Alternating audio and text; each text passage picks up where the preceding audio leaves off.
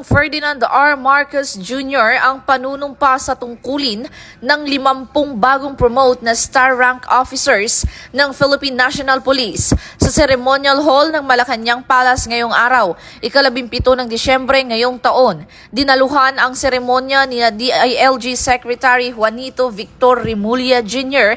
at Acting Chief PNP Police Lieutenant General Jose Melencio C. Nartates Jr.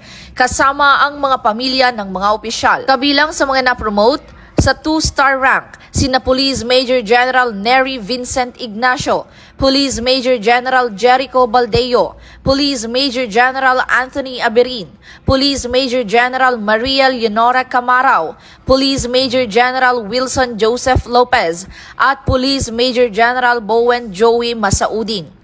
Para naman sa 1-star rank, kabilang sina Police Brigadier General Randolph T. Tuanyo, PNP spokesperson at Chief PIO. Police Brigadier General Marvin Joe C. Saro, ang Deputy Director ng DPCR.